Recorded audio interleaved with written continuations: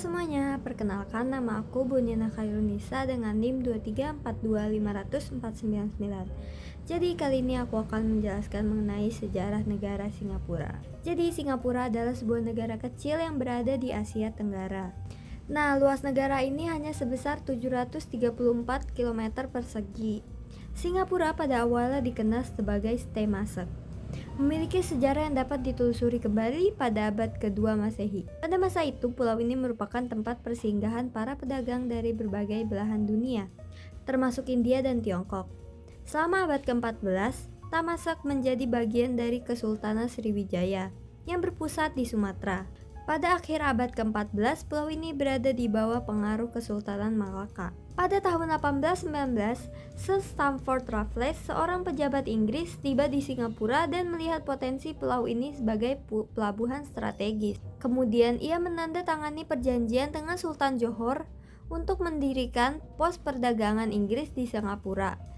Raffles menyadari bahwa lokasi Singapura yang berada di jalur pelayaran utama antara India dan Tionghoa membuatnya sangat berharga. Setelah pendirian pelabuhan bebas, Singapura mulai menarik pedagang dari seluruh dunia, termasuk Tiongkok, India, dan Arab.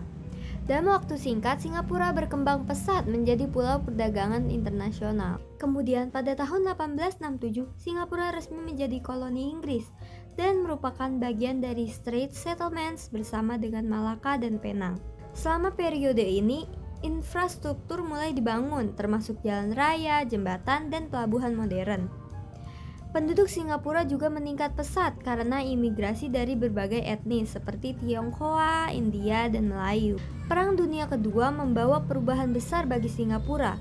Pada tahun 1942, Jepang menginvasi dan menduduki Singapura selama 3 tahun. Pada tahun 1942, Jepang menginvasi dan menduduki Singapura selama 3 tahun. Pendudukan ini sangat brutal dan meninggalkan bekas luka mendalam pada masyarakat Singapura. Setelah Jepang menyerah pada tahun 1945, Singapura kembali berada di bawah kendali Inggris. Setelah perang, ada dorongan kuat untuk mencapai otonomi.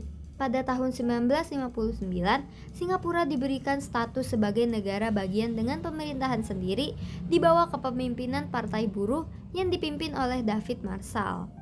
Namun, ketidakstabilan politik dan ekonomi mendorong Marshall untuk mengundurkan diri dan digantikan oleh Lim Yew Hock. Pada tanggal 16 September 1963, Singapura bergabung dengan Federasi Malaysia bersama dengan Malaya, Sabah, dan Sarawak. Namun, ketegangan antara pemerintah pusat Malaysia dan pemerintah lokal Singapura meningkat karena perbedaan etnis dan kebijakan ekonomi. Tegangan ini mencapai puncaknya dengan kerusuhan rasial pada tahun 1964. Akhirnya, pada tanggal 9 Agustus 1965, Singapura terpaksa keluar dari Federasi Malaysia dan menjadi negara merdeka.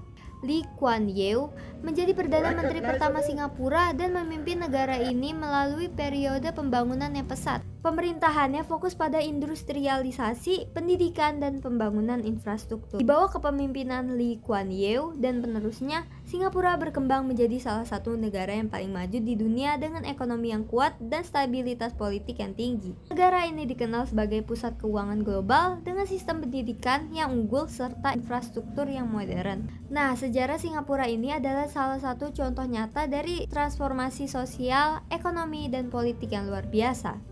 Karena dari sebuah pulau yang kecil yang tidak dikenal hingga sekarang menjadi salah satu negara termaju di dunia saat ini. Baiklah, segitu dulu dari saya. Semoga video ini dapat bermanfaat. Bila ada yang salah atau kurang mohon dimaafkan.